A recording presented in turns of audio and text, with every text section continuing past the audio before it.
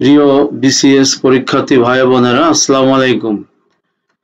বাসার্স competitive basic math জন বইয়ে ব্যবহৃত 20টি নতুন গাণিতিক যুক্তি ব্যবহার করে গাণিতিক সমস্যার সমাধান প্রথম পর্বে আপনাদেরকে স্বাগত জানাচ্ছি। আমি খন্দকার আবুল বাশার, সহকারী অধ্যাপক, গণিত বিভাগ, 27তম বিসিএস এবং এই বইটির লেখক। আপনারা স্ক্রিনে যে সমস্যাটি দেখতে পাচ্ছেন, আমি একটু পড়ে শোনাই। 4টি ক্রমিক সংখ্যার গুণফল 17,160। সংখ্যা 4টির সমষ্টি কত? এখন আমরা এমন একটি গাণিতিক যুক্তি ব্যবহার করব যা ব্যবহার করার ফলে সমস্যার সমাধান খুব দ্রুত করা সম্ভব হবে। তা আসুন আমরা যুক্তিটি ব্যবহার করি।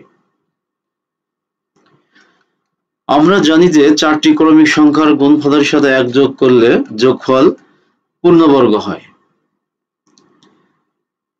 এই যুক্তির আলোকে আমরা 17,160 সমান 17,161 মাইনাস 1।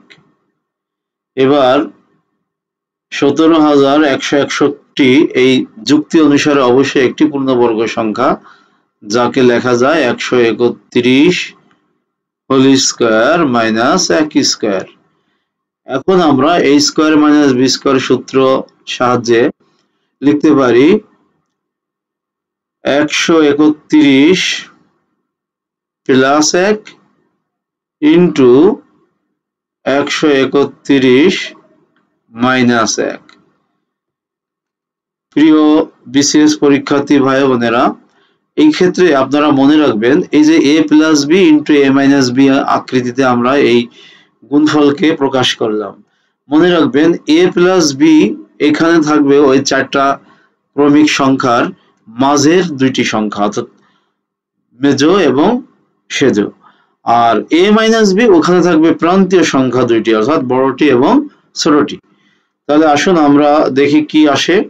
131 সাথে 1 যোগ করলে পাই 132, আর এদিকে 131 থেকে 1 বিয়োগ করলে পাওয়া যায় 130।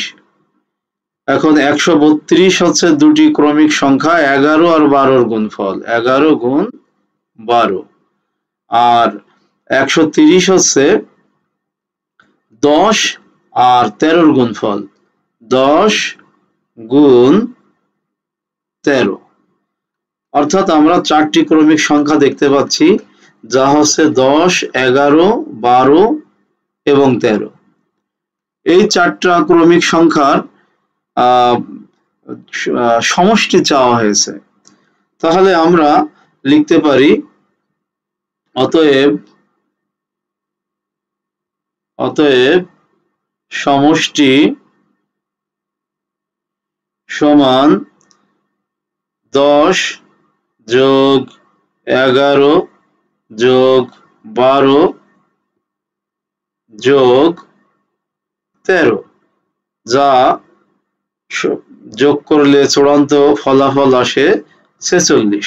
অতএব আমরা বলতে পারি নির্ণেয় সমষ্টি 46। এটিকে যদি আমরা সুন্দর করে দেখাতে চাই তাহলে আমরা এইভাবে দেখাতে পারি।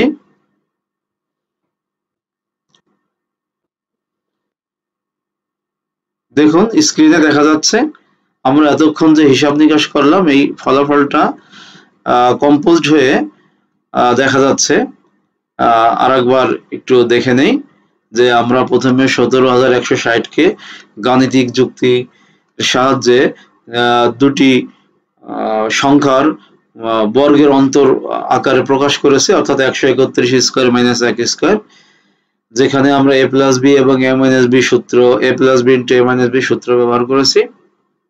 a প্লাস b এর মধ্যে ছিল মাঝের দুটি ক্রমিক সংখ্যা, আর a মাইনাস b এর মধ্যে ছিল প্রান্তীয় দুটি ক্রমিক সংখ্যা, অর্থাৎ আমরা 4টি ক্রমিক সংখ্যা পেয়ে গেছি, 10, 11, 12 এবং 13।